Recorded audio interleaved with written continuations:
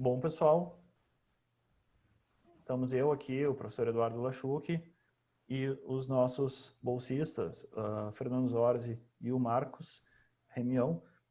A gente está nesse aplicativo, nessa simulação criada pelo FET, que é Monte um Átomo, para a gente entender um pouquinho da estrutura atômica e as principais características do átomo e relacionar com alguma coisa da tabela periódica. Então a ideia é a gente vai explicar como é que funciona a parte do construir um átomo, a parte aqui do símbolo, e vamos deixar para ti, né, nosso estudante e nossos espectadores, para fazer também essas duas e fazer o jogo depois, né? A ideia é que nesse jogo você vai verificar se está com tudo bem entendido. Então, construir um átomo. Então aqui, né, eu tenho a estrutura do átomo.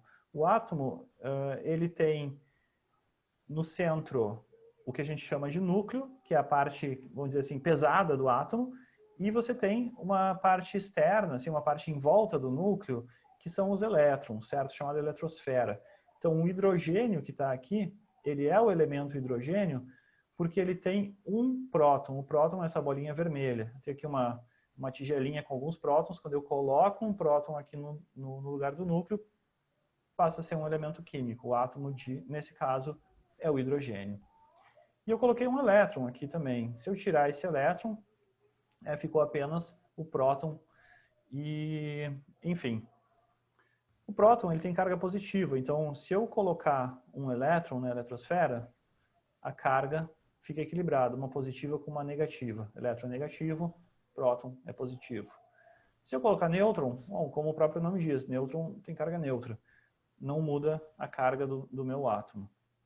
Lembrando, né, professor, que o átomo, né, o que constitui o átomo e caracteriza o átomo é o número de prótons deles. Exatamente. O elemento químico é definido pelo número de prótons, que é chamado, né, o nome técnico é número atômico. Então, se eu colocasse mais um próton, ele deixaria de ser o hidrogênio. Passa a ser o hélio, percebe? Aqui na tabela periódica ele estava em hidrogênio, agora passou para hélio, que é o elemento 2. E se eu adicionasse mais um, passaria para o próximo elemento da série, que é o lítio. Então aqui tem 3 prótons. Percebe que eu já estou aqui na tabela, é o elemento lítio. Pode demonstrar também que se adiciona nêutrons, o elemento não muda. É verdade. O nêutron não afeta em nada qual é o elemento. Se eu botar ou tirar nêutrons, eu vou botar mais e mais nêutrons, esse elemento continua sendo elemento lítio. Tá, mas então o que mudou? Mudou que ele ficou um átomo mais pesado. Ele, com mais nêutrons, ele passa a ter mais massa.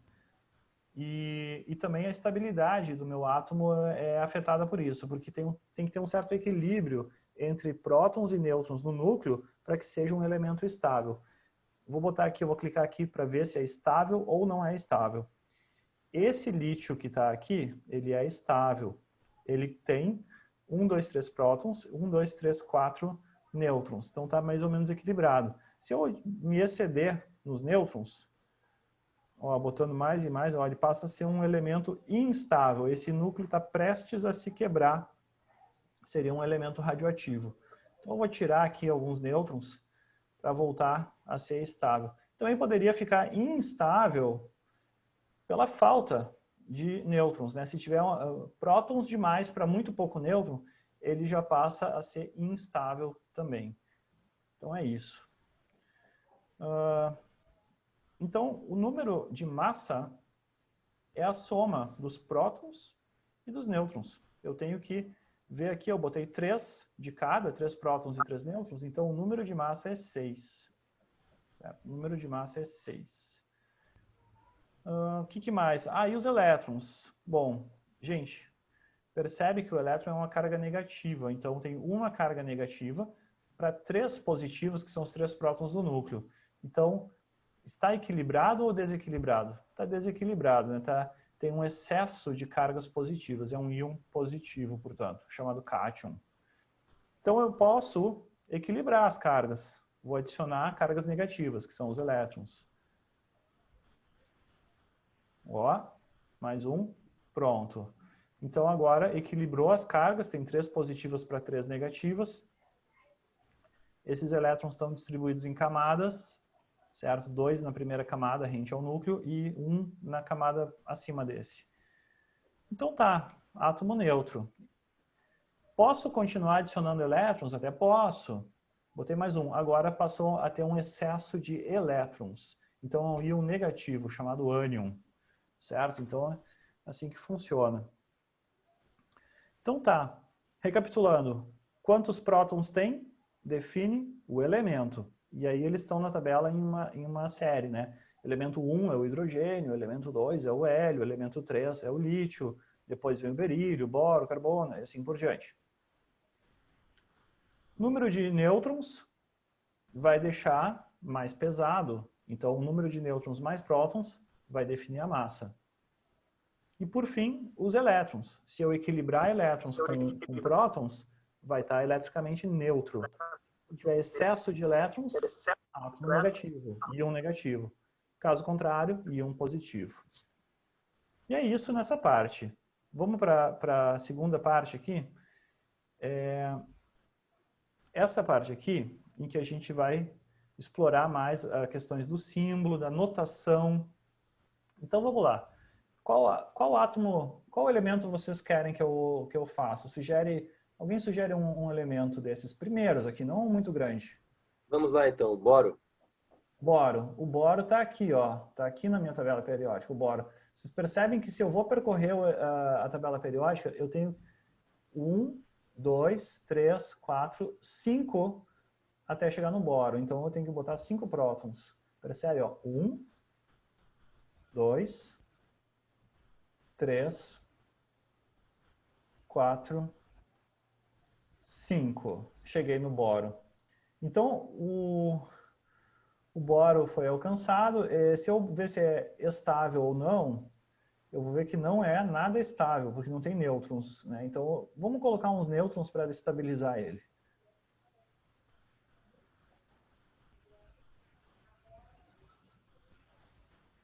Aqui. Então eu coloquei 5 nêutrons. Percebe? Com 5 prótons e 5 nêutrons, ele passou a ser um átomo estável. E a massa dele, o número de massa que é 10, é escrito aqui nesse cantinho. No cantinho de cima à esquerda. Esse aqui de baixo, à esquerda, é o número de prótons. Normalmente a gente não escreve ele porque o símbolo boro já deixa claro que o elemento boro é o elemento 5, então não precisa mais nada.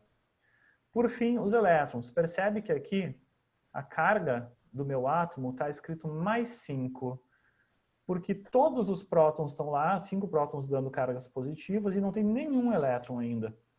Então, o que eu faço para deixar como elemento neutro, átomo neutro? Adiciona elétron, professor. Isso aí. 5 elétrons. Percebe que a primeira camada recebe 2 e já encheu. Daí os outros vão ficar em camada acima dessa. Perfeito. Ficou com a carga 0. É um átomo neutro. Se eu seguisse adicionando elétrons, eu deixava como íon negativo, chamado ânion. Então é isso, tá? Fiz aqui um átomo neutro. E essa é a simbologia, então. A carga elétrica no cantinho de cima à direita, número de massa em cima à esquerda, número atômico embaixo à esquerda. E é isso. Outra coisa que é legal da gente perceber é que dá para ter uma ideia de quantos elétrons tem na última camada só olhando para a posição do elemento na tabela. Como assim? Por exemplo, aqui olha só o boro. Como é que eu cheguei no boro ali? Ups. Eram 5 prótons que eu coloquei. Deixa eu começar de novo aqui.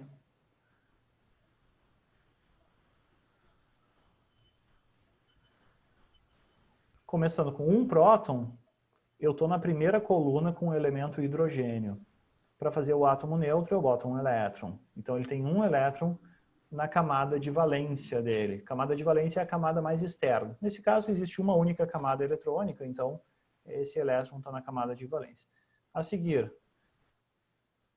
eu dou mais um passo, gerei o hélio. Para deixar carga elétrica zero, para deixar um átomo eletricamente neutro, eu boto mais um elétron. Percebe que agora ele está aqui nessa segunda casinha aqui, né, do primeiro período, e ele tem 2 elétrons na camada de valência. O que acontece se eu fizer o próximo elemento, lítio? Bom, para deixar eletricamente neutro, eu vou botar mais um elétron. Só que aqui, esse elétron, ele entrou numa nova camada. Então, de novo, olha só, nós estamos aqui com o lítio na coluna 1 da tabela, na primeira coluna da tabela, e por estar na primeira coluna da tabela, isso também me revela que esse átomo vai ter um elétron na camada mais externa, camada de valência. Se eu fizer o próximo elemento, berílio, átomo neutro, boto mais um elétron. Percebe? Ele está na segunda coluna da tabela, essa coluna 2 aqui, a segunda coluna desse período aqui, que vai do lítio até o neônio, essa coluna 2, e ele tem 2 elétrons. E assim por diante, né? Se eu fosse no boro, teria 3. Carbono, 4 na camada de valência. Nitrogênio, 5 na camada de valência.